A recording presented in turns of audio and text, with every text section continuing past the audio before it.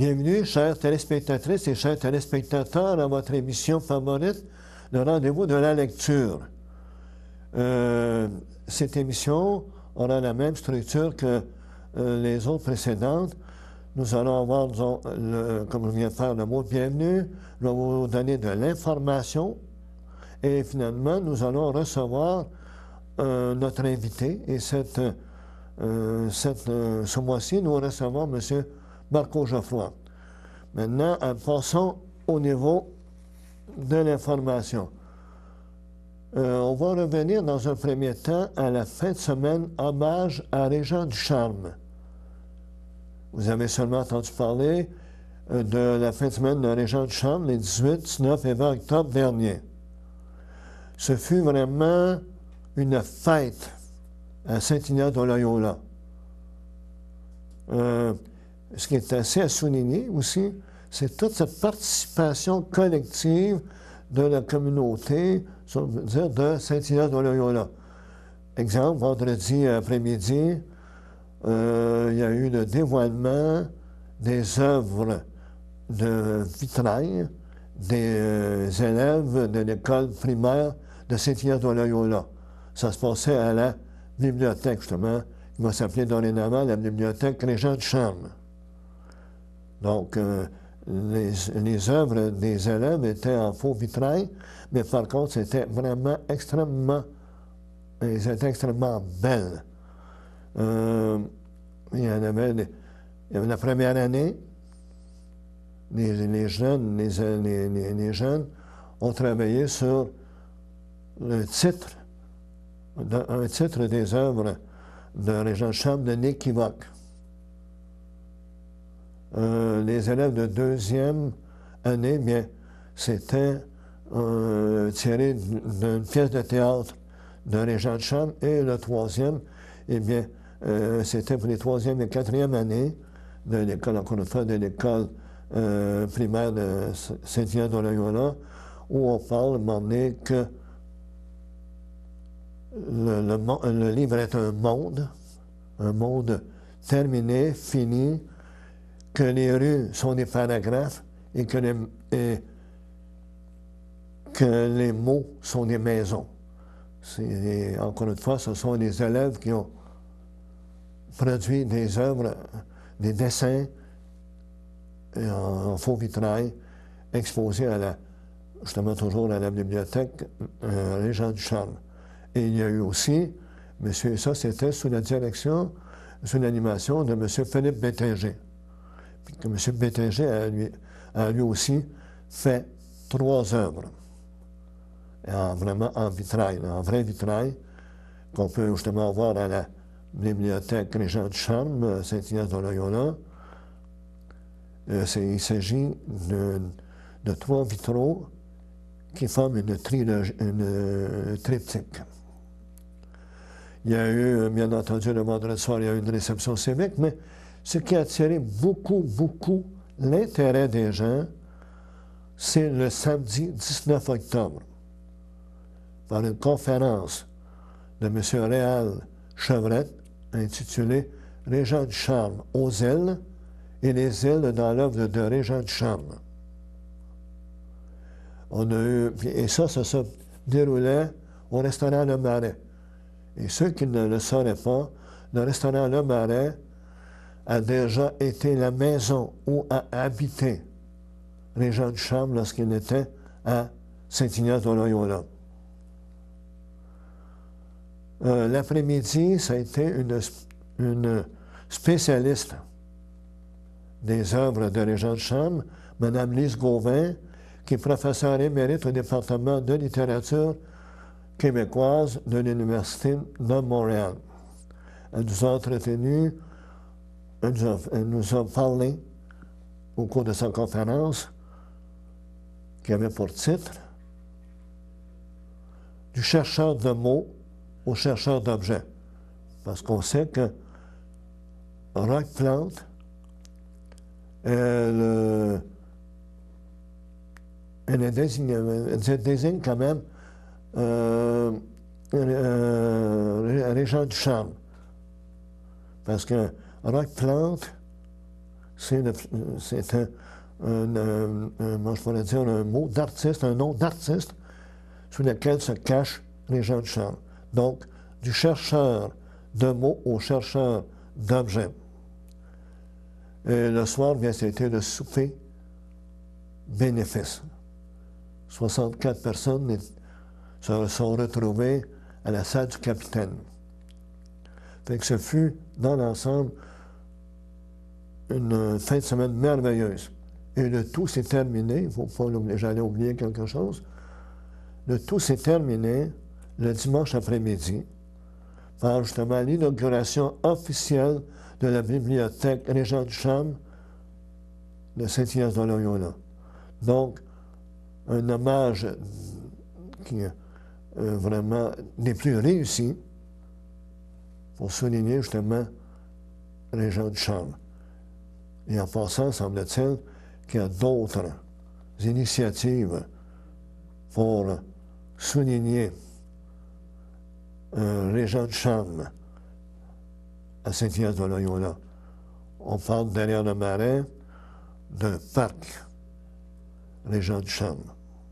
Il y aura d'autres initiatives qu'on vous dévoilera au fur et à mesure. Je vous ai parlé tout à l'heure de M. Réal Chevrette. M. Réal Chevrette, le 16 octobre dernier,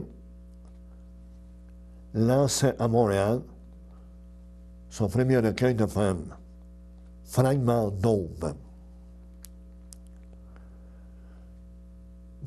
Ça, c'était le lancement officiel par, justement, les écrits des forges.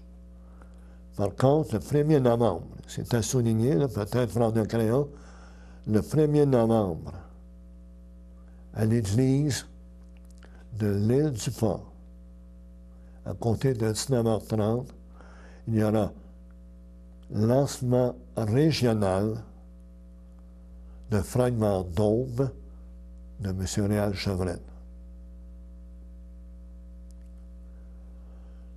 Autre élément, autre lancement ou autre nouvelle au sujet de livres, on va aller à Mme Nina Savignac.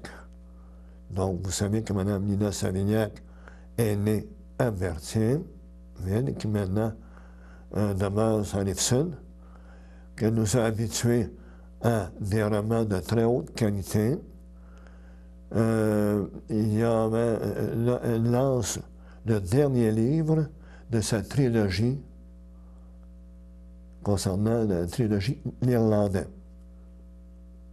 Il y avait eu L'Irlandais, il y a eu Martin, et là, ce sont les Descendants. Donc, le troisième livre de la trilogie de Nina Savignac s'appelle L'Irlandais, puis en sous-titre, Les Descendants. Donc, je suis positif que ça va être un livre de très haute qualité qu'on devrait lire aussi. Il y a aussi, pour souligner certains événements, il y a dans les bibliothèques. Je vous invite à communiquer avec vos bibliothèques pour savoir quelles sont les initiatives qui ont lieu à la bibliothèque. Exemple, je suis allé dernièrement à la bibliothèque de Berthierville et j'ai vu une traduction française d'une œuvre de Mme Alice Munro. Vous savez que Mme Alice Munro, c'est la première Canadienne à se mériter le prix Nobel de littérature.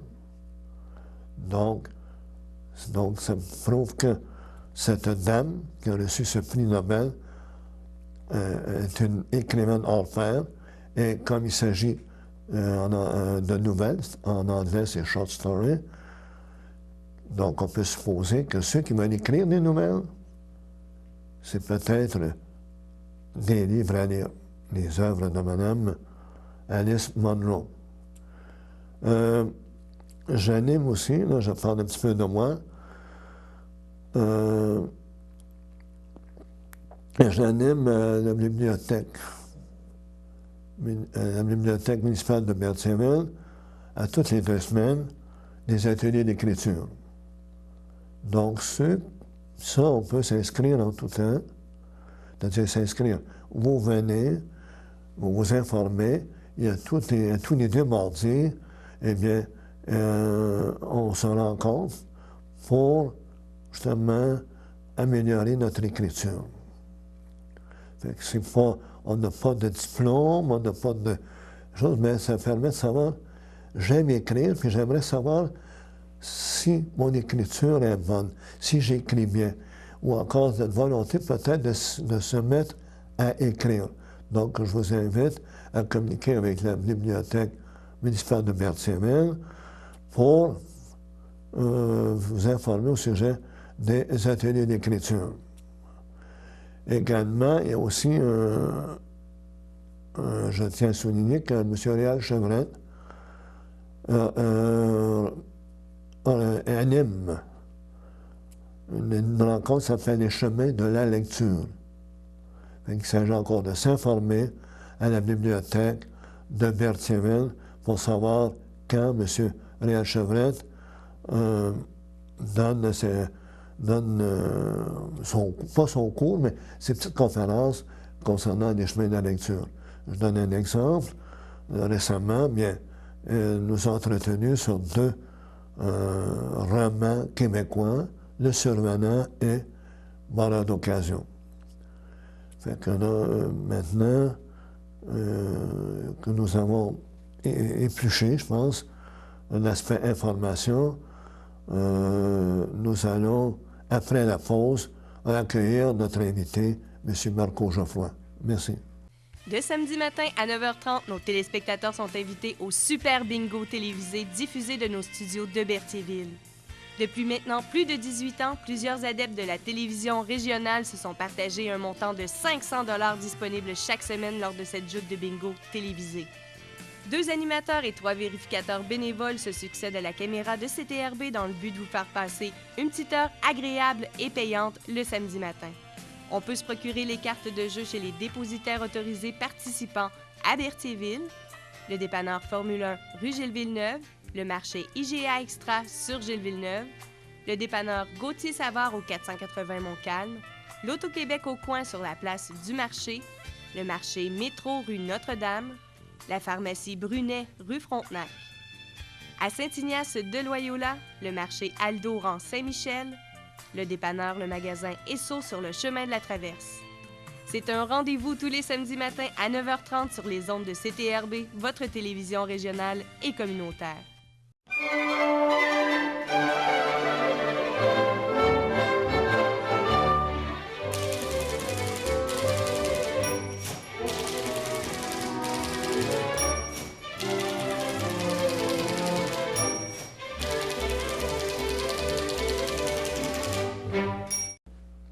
Bienvenue, chers téléspectateurs et chères téléspectatrices, à votre émission Le Rendez-vous de la lecture.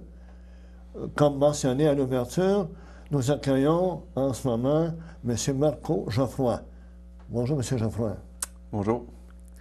Monsieur Geoffroy, l'année dernière, a remporté un prix, le prix Alphonse Piché. Maintenant, je laisse à M. Geoffroy de se présenter. Qui êtes-vous, M. Geoffroy? Moi, je m'appelle, comme vous l'avez dit, Marco Geoffroy. Je suis natif de Saint-Jean-de-Mata, dans la région de la Nodière. J'habite toujours la région. Je travaille à Rawdon. J'ai fait mes études en littérature, premièrement, puis au cégep de Joliette.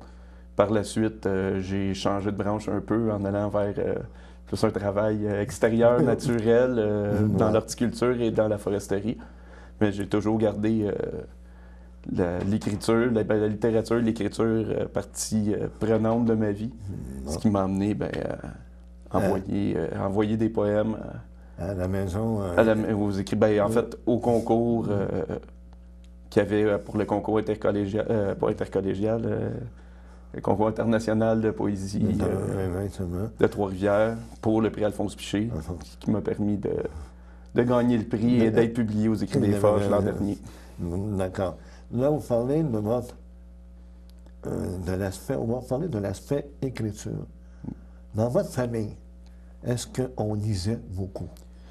Oui, parce que, bon, surtout du côté de mes parents, ben, ma mère était enseignante et mettait beaucoup d'importance sur comment bien écrire, en fait, l'orthographe surtout. Ma mère laissait souvent les petits mots qu'on pouvait lui laisser sur la table, comme je vais aller, je vais passer la soirée chez un ami, ben je revenais, puis le mot était encore sur la table, mais corrigé, pour nous apprendre à bien écrire. C'était bien important pour elle. Mon père, lui, mon père est sourd, donc mon père a toujours été plus lecteur, par défaut, je dirais, a été plus lecteur que écouter de la musique ou tout ça. Donc ça a toujours été bien important dans la famille. Donc, c'est que là, le goût de la lecture vous est venu de vos parents. Et puis également, vous m'avez mentionné, lorsqu'on s'est rencontrés ce midi, autour d'un repas, vous mentionnez que vous avez participé à un examen, vous avez pas eu de faute pendant 1100 Oui, ben c'est l'examen du ministère quand on veut avoir notre diplôme d'études collégiales. Il faut passer un examen, on fait une dissertation sur un sujet qui est donné. Puis c'est ça, le travail, j'avais 1100 quelques mots et j'avais eu aucune faute d'orthographe. Justement, comme je le dis souvent, quand j'étais jeune, je trouvais ça un petit peu ennuyant et fatigant quand ma mère laissait nous corrigeait, ou que ce soit dans notre écriture ou dans la manière qu'on parlait, mais je me suis rendu compte plus tard qu'elle n'avait pas tort et que c'était pratique aussi. C'était pratico-pratique. Donc ça, là, donc, c'est l'écriture. Vous avez écrit, vous allez nous expliquer comment vous êtes venu à la poésie. Ben, je suis venu en fait, ça a toujours été un peu, à la base, l'écriture poétique m'a toujours plus attiré que d'autres écrits, mais j'ai plutôt commencé par essayer des nouvelles. Je voulais y aller dans le récit, dans la nouvelle. Mais j'aime le côté, justement, imagé, abstrait, tout ça, de la poésie. J'ai toujours été porté plus là-dessus, parce que ça reste des suites de poèmes, ça reste une histoire, mais qui est propre à moi, que quelqu'un d'autre va lire la même chose, va voir peut-être autre chose par rapport à son vécu, quelque chose comme ça, tandis que je trouve qu'un récit, c'est plus du mot à mot. Tu vois, ce que tu lis, c'est l'histoire qui se passe, puis il n'y a pas comment dire, de manière différente de voir ce qui est là. Tandis qu'en poésie, j'aime beaucoup le côté, c'est ça, imagé et libre à chaque de lire ce qui...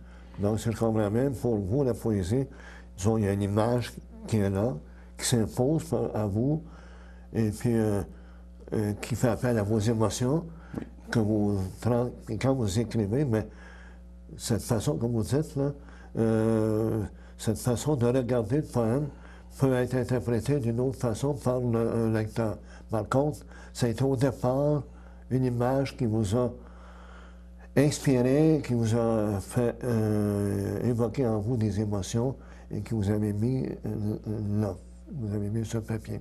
Oui, exactement. Ça a toujours parti de quelque chose qui est tout à fait, justement, concret, comme on peut avoir dans un roman ou une nouvelle. C'est quelque chose de concret pour moi, mais qui n'est pas évident, parce que c'est toujours même retravaillé de manière à, je vous dirais même, que ce soit le moins concret possible quand c'est lu, mais à la base, c'est quelque chose de concret. De concret, effectivement. Là, on va parler un peu, justement, de votre livre. Oui.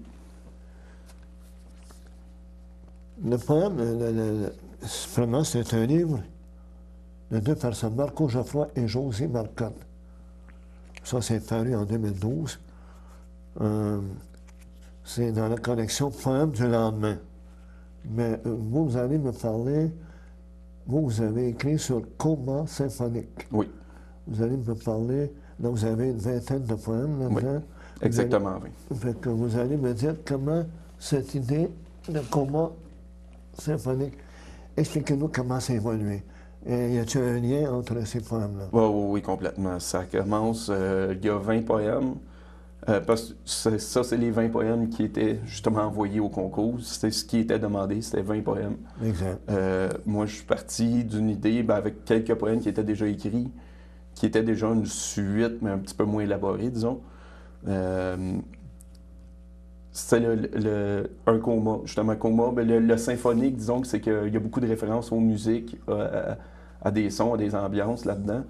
Mais le coma, c'est vraiment que ça part d'un éloignement total.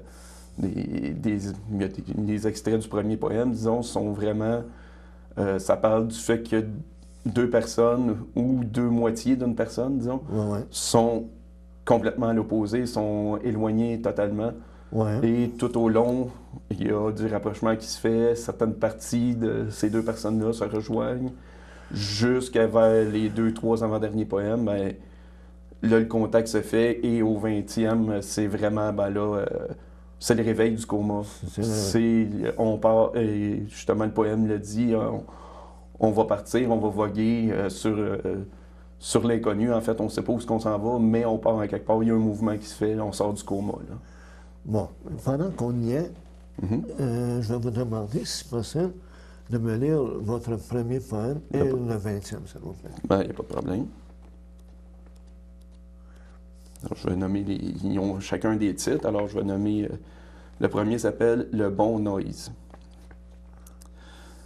Un océan de bruit nous sépare. C'est le son de ta voix. Un continent d'écho, une note stable, inébranlable. L'ouverture des eaux. Pluie en falaise, diagonale tendue, précipitée en folie étrangère, en perte de mémoire, fermeture des bords. Je pense à toi sans censure. Je durcis, te détruis, te console, te berce. Je bande comme une arme bon marché. Trafique ton âme et oublie cette ride en nuage. Des kilomètres de souffrance dans tes conduits auditifs laissés pour mort. Tu es cette terre sourde, je suis ce vent colère. Sur ton île de raisin, je suis ton vin chagrin. Un océan de 1000 interminables baisers, gravir la montagne de son, cueillir le fruit de l'infini. Alors, c'était le premier. On voit vraiment la distance qui sépare. C'est une grande distance qui s'impose entre deux personnes. Exact. Et le 20e, lui, ben, on tombe vraiment... il se nomme Les miracles de la science, qui fait justement référence à parfois un réveil d'un coma. Exact. Le corps en descente, flèche de démence. Pour chaque fraction d'expiration, on court dans la cendre suspendue. Le crachat du créateur, la nature en images saccadées, une mitraille de concepts, le cerveau transformé en galerie d'art. Dans les échafaudages du calme plat, le souffle d'un revenant, chuchotant tes secrets au creux de mon oreille attentive, je suis tout oui à tes mensonges. Le monde te marque de son délire électrique, flamme blessée hors de sa cage. Tu es peau de chaleur qui fait fondre les atomes de la douceur, qui germe sur tes veines. Tu tempêtes alors que les bombardements cessent en silencieuses rafales. Tes mains naïves armées de ciseaux argent découpent l'horizon découvert. Éclat de ciel de grands soulèvements, chaque cristal de verre bleu égale la blancheur de tes yeux. J'ai perdu la foi le temps d'un serment, infidèle au poste. Prends ton ticket pour les étoiles, en tête de glace nous voyagerons. De planète en planète sur des ailes faites de journaux déchirés, le portrait d'un criminel et toute la marijuana du monde dans nos bagages. Nous errons dans le ciment pas encore figé des siècles à venir.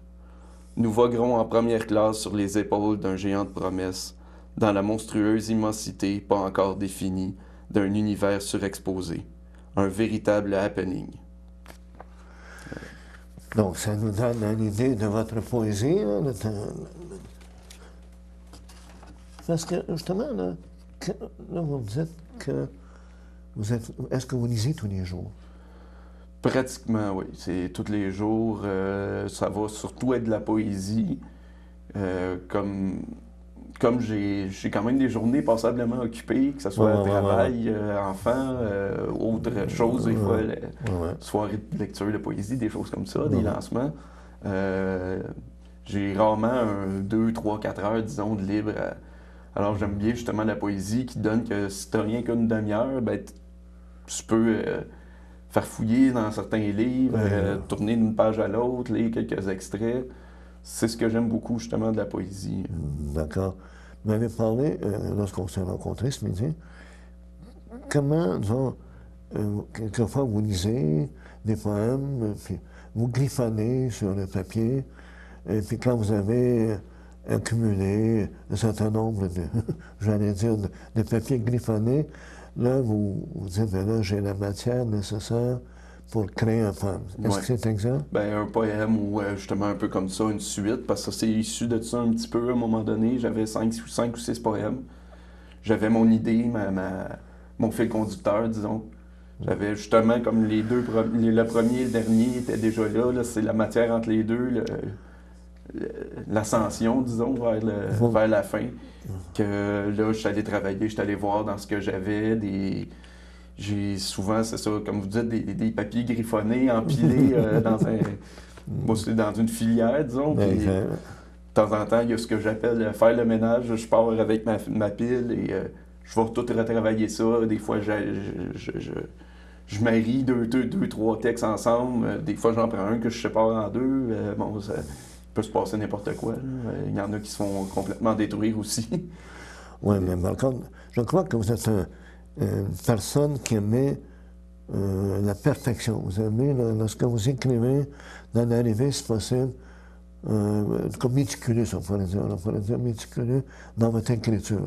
Oui, un peu comme on parlait du fait que ce soit autant l'orthographe, la forme et tout ça, puis le fond aussi des textes, ben, j'aime beaucoup et que pour moi, ils soient bien définis. Ouais. Puis, je vais beaucoup retravailler, beaucoup.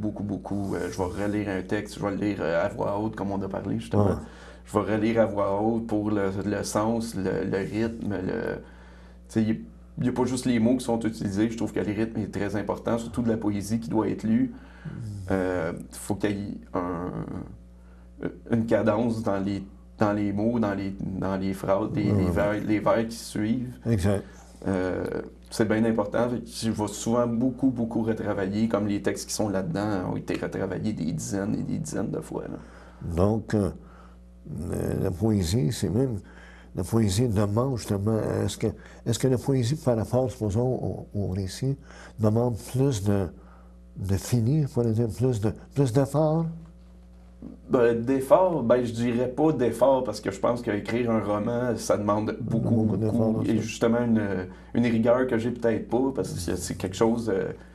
Des fois, des briques, ça dépasse, mais il y a un personnage qu'il faut se rappeler que le personnage a tel trait distinctif que 50 pages plus loin, il ne faut pas l'oublier. Exactement. Ça prend quelque chose que jusqu'ici, j'ai jamais été capable de construire comme ça. Et, mais c'est que la poésie aussi, justement, c'est quelque chose qui va tenir sur une page, une demi-page, ou des fois 2 pages, un poème. Il y en a des poèmes de 30-50 pages aussi. Là. Mais souvent, comme plus de la manière que j'écris, ça doit tenir sur une page, donc il faut que tout soit là. Puis, je crois qu'il faut que ça soit beau aussi. Ouais. Il faut que ça soit beau, et vu que ça tire sur une page, on peut pas se permettre qu'une phrase ou deux détonne dans le poème. Exact. Parce qu'un vers ou deux qui détonne sur 20, ça paraît beaucoup. Là. Et je soupçonne que pour éviter justement ces vers qui détonnent, le fait de lire à voix haute vous permet de découvrir peut-être ce vers qui détonne. Oui, parce que j'ai pas toujours fait ça. Je suis beaucoup allé, souvent même sur le premier jet d'écriture, puis de plus retoucher à ça. Puis le fait quand j'ai commencé à le lire à voix haute, ça m'a beaucoup aidé à changer beaucoup de types de phrases, de manière de construire un poème, que j'y allais souvent des fois avec un mot sur une ligne et sauter tout de suite à la suivante. Là, ça fonctionne plus avec la manière que je suis rendu à écrire. C'est plus des longs vers et tout ça. Ça a beaucoup changé sur ma manière d'écrire. Ça a beaucoup de manière. Bon, tout à l'heure, vous m'avez dit que votre mère, quand vous étiez jeune, quand vous laissiez sur la table un mot, elle corrigeait. Est-ce qu'elle est votre lectrice encore? Un peu moins maintenant, mais ça a été ma première lectrice, par exemple.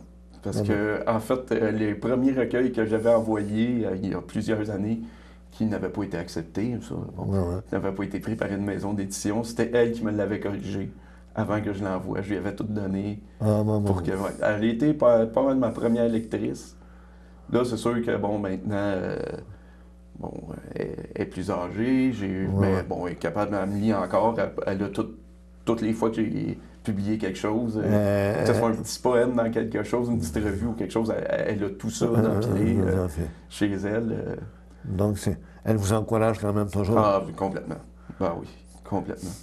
Et puis l'année 2012, vous avez vu apparaître, ça s'appelle Radio Nuit Blanche. Oui. Voulez-vous nous en parler un tout petit peu? Oui, c'est un petit livret qu'on a fait, c'est une suite de 10 poèmes. Ça a été publié chez Book Productions. C'est une compagnie de publication de Joliette. Ben, en fait, elle est basée à Saint-Jean-de-Mata, mais elle s'occupe beaucoup de... Je crois que jusqu'à maintenant, ils ont publié seulement des auteurs de la Nodière. De la Nodière, oui.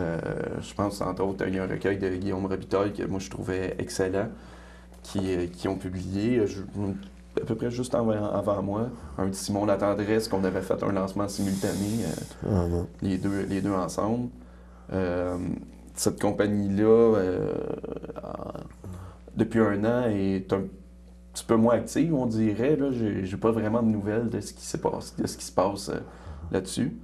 Moi, quand j'avais proposé un plus long recueil, mais bon, avec cause de moyens un peu plus limités, tout ça, il avait accepté de prendre un chapitre de mon recueil pour le faire, puis il trouvait intéressant l'idée de la radio qui s'appelle Radio Nuit Blanche. Je m'étais imaginé, je m'étais mis peut-être dans la peau d'un animateur radio d'une émission de nuit, une émission nocturne. Comme le sous-titre le dit, c'est Chronique nocturne et solitaire. Et je voyais plus comme des présentations, des poèmes lus entre des blocs musicaux, disons, dans une émission. Puis, je suis parti là-dessus. C'est une suite de 10 poèmes. Ça part au début de la nuit et ça se termine lorsque le soleil se lève, qui lui, en fait, est la fin de sa journée, en fait, lorsque le soleil se lève. Si je comprends bien, dans vos recueils de poèmes ou dans ce que vous avez fait, là, les 20 poèmes avec un combat symphonique, et puis dans l'autre, vous aimez y aller par suite, il y a une suite à ça. Oui, j'aime bien qu'il y ait une suite logique, même si, comme je dis souvent, vu que c'est imagé, des fois ça paraît peut-être pas, c'est plus, ça a plus l'air d'un poème, un autre poème, qui ont été mis à la suite comme de l'autre, mais moi, il y a vraiment...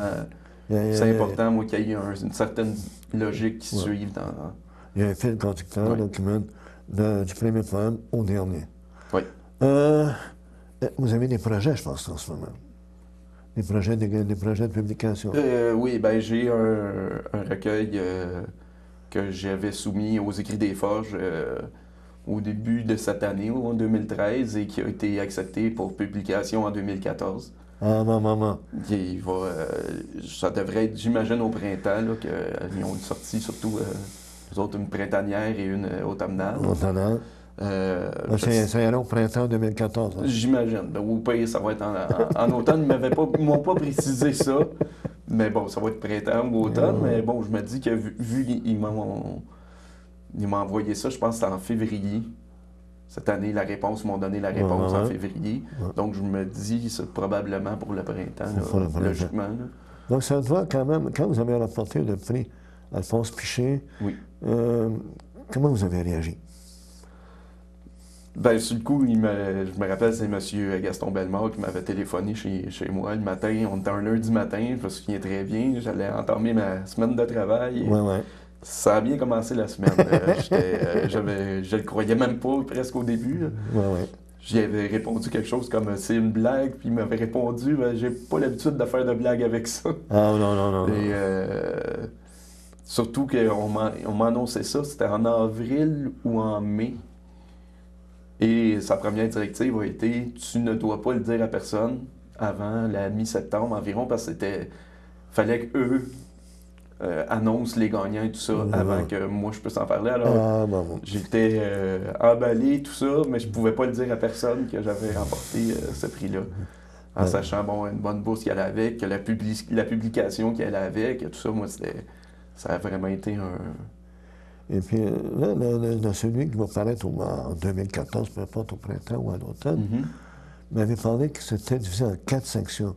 Oui, c'est 4 chapitres, si on veut. 4 chapitres. 4 chapitres, dont le premier s'appelle le Coma idyllique. Bon. Qui est bâti sur le même principe, justement, que mon coma symphonique. C'est encore une vingtaine de poèmes qui vont parler justement du coma idyllique jusqu'à, je soupçonne, jusqu'à la fusion entre les deux amants. Oui, c'est une recherche justement de l'autre personne qui part, disons, d'une recherche qui commence au fait qu'on se demande à la limite si l'autre personne existe, justement. Jusqu'à, bon, un rapprochement comme pour celui-là. Un rapprochement jusqu'à temps que les deux personnes qui finissent par se rejoindre, on ne sait pas si ça se passe bien. Dans les 3 autres chapitres, est-ce qu'il y a toujours une suite quand même, chaque chapitre? Oui, bien, ils ont ben, plus, non, c'est ça. Après les comas, c'est plus un concept qui englobe, il y en a un qui s'appelle Telegram, qui lui se veut un peu, sans que ça soit dit, c'est pas écrit que c'est dédié à quelqu'un ou que c'est en hommage à quelqu'un, mais c'était beaucoup des poèmes que j'avais écrits en référence à certains auteurs. Je nomme pas les auteurs, je nomme pas. C'est moi, c'est ma manière de faire. On sait pas vraiment c'est à qui, mais moi je le sais. D'accord. Je reviens, vous m'avez dit, avant qu'on commence l'émission, vous parlez justement de coma symphonique. Vous m'avez dit que quand vous écrivez, il y a toujours un fond musical. Oui, bien, il y a entre autres beaucoup de références à la musique dans ce que j'écris, mais c'est pas pour rien, c'est que, c'est ça, j'ai toujours un fond, comme je vous le disais, j'écris rarement dans le silence. Je vais avoir un fond musical, j'écoute peut-être pas des musiques les plus tranquilles, les plus... c'est de la musique instrumentale, parce que avec de la musique, il faut avoir de la parole dessus, des fois, ça peut nous porter justement à utiliser ces mots-là, j'aime pas trop ça. Mais c'est de la musique instrumentale. Je nomme entre autres dans le coma symphonique un groupe, j'ai une partie du nom du groupe, j'ai le mot Godspeed, c'est une référence à un groupe montréalais qui s'appelle Godspeed You Black Emperor, qui est un groupe qui fait une musique très d'ambiance instrumentale que j'ai beaucoup écouté en écrivant ce recueil-là. Mais il y a toujours, c'est ça, une musique en arrière et souvent elle va m'amener à parler justement de musique dans ce que j'écris. Dans ce que vous écrivez. Puis donc, il y a ce roman-là, pas ce roman-là, mais c'est un livre de recueil de poèmes qui va paraître en 2014, mais vous, entre-temps, vous écrivez d'autres aussi.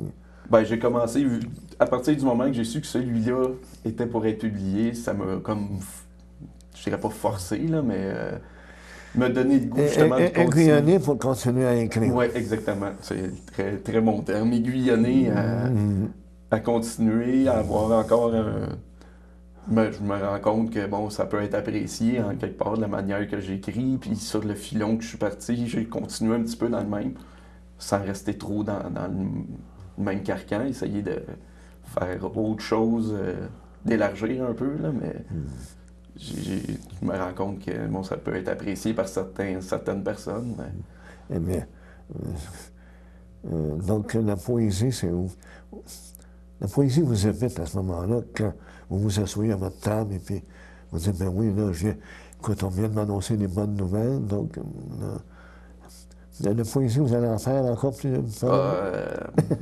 tant que je pense que mon cerveau et que mes mains vont me permettre d'écrire, je vais en faire, même si... J'ai écrit au-dessus de 10 ans sans être publié, même si un jour je puis publier, c'est sûr que je vais continuer à... Ça fait du bien, ça fait partie de vous? Oui, complètement.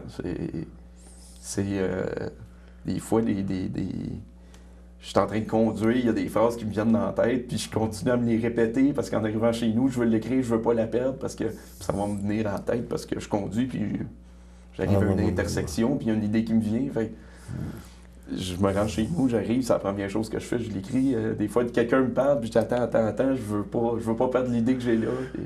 Et justement, quand on écrit, quand on conduit, il faut être attentif, mais vous ne traînez pas avec vous un calepin qui, à un moment donné, vous dit, ben là, je vais arrêter sur le bord de la route, puis je vais aller là. Non, j'ai toujours des crayons, évidemment, comme tout le monde, dans la voiture, puis ça m'est arrivé souvent de prendre un derrière de facture, ou ça m'est arrivé là de m'arrêter sur le bord du chemin et d'écrire ma phrase, mais c'est des bouts de facture qui traînent dans l'auto,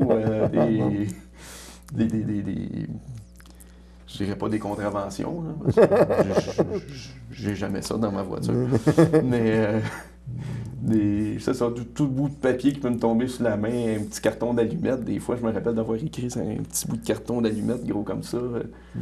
Et puis ça, vous ramasser ça, vous mettez ça dans votre bureau, puis à un moment donné, vous sentez que tout ce que vous avez accumulé, comme on disait tout à l'heure, tout ce que vous avez accumulé, vous dites, mais là, ça serait bon de les ramasser, puis de construire quelque chose, faire une ébauche d'un poème à ce moment-là. Oui, une ébauche de poème ou de suite. Fait que moi, là, j'ai passablement... Tout ce que je vais faire, c'est que je vais éviter... C'est encore disponible, hein, ces livres-là? Oui, je sais que dans la région, à la librairie Martin, il y en a. Sinon, c'est sûr que sur le site Internet des Écrits des Forges, il est indiqué où trouver le livre. Même eux-mêmes peuvent fournir aussi les livres, là, si on se trouve à proximité. Combien ça vend-il? Le livre, ça vend 12 12 $. Oui. Donc, 12 $ avec une richesse absolument incroyable, en tenant compte que ce livre-là, c'est quand même 2 personnes qui ont reçu la plus grande partie, c'est vous, qui l'avez reçu, et aussi Mme Josée Marcotte. Oui. Donc, il y a le prix mention de... Le prix mention de, justement, du concours Alphonse Piché. Fait que vous avez entendu 2 poèmes de M. Marco Geoffroy, et je crois que c'est un livre qu'on doit se procurer. Et puis, pour nous préparer peut-être au prochain livre qui va paraître en 2014, puis peut-être un autre va paraître l'année suivante. On l'espère. On l'espère. Et ça, il y a ça. Votre petit bébé, oui. Ça, est-ce que c'est encore disponible? Oui, même chose avec Book Production. Eux, je sais qu'ils en vendent, ça aussi à la librairie Martin à Joliette. Et eux se promènent souvent aussi là, dans les alentours, surtout de Joliette, là, avec, je vois l'éditeur, Frédéric, se promène presque toujours avec sa petite valise avec ses livres dedans, toujours prêt à en donner, à en vendre, et surtout en vendre, évidemment, pour être capable d'en publier d'autres. Fait que ça a été un plaisir pour moi de vous accueillir, Marco. Tout ce que je peux vous souhaiter, c'est que le prochain livre qui va paraître dans les Écrits des Forges soit un immense succès et puis qui vous donne encore un aiguillon de plus pour que vous puissiez continuer à aimer la poésie, pas pour le fond de tiroir, mais vraiment pour que vous ayez d'autres volumes, d'autres livres en poésie. Fait que je tiens à vous remercier infiniment. C'est moi qui te remercie. Plaisir. Là. Merci. De samedi matin à 9h30, nos téléspectateurs sont invités au Super Bingo télévisé diffusé de nos studios de Berthierville. Depuis maintenant plus de 18 ans, plusieurs adeptes de la télévision régionale se sont partagés un montant de 500 $ disponible chaque semaine lors de cette joute de bingo télévisée. 2 animateurs et 3 vérificateurs bénévoles se succèdent à la caméra de CTRB dans le but de vous faire passer une petite heure agréable et payante le samedi matin. On peut se procurer les cartes de jeu chez les dépositaires autorisés participants à Berthierville, le dépanneur Formule 1 rue Gilles-Villeneuve, le marché IGA Extra sur Gilles-Villeneuve, le dépanneur Gauthier-Savard au 480 Montcalm, l'Auto-Québec au coin sur la place du marché, le marché Métro rue Notre-Dame, la pharmacie Brunet rue Frontenac. À Saint-Ignace de Loyola, le marché Aldo rang Saint-Michel, le dépanneur, le magasin Esso sur le chemin de la Traverse. C'est un rendez-vous tous les samedis matins à 9h30 sur les ondes de CTRB, votre télévision régionale et communautaire.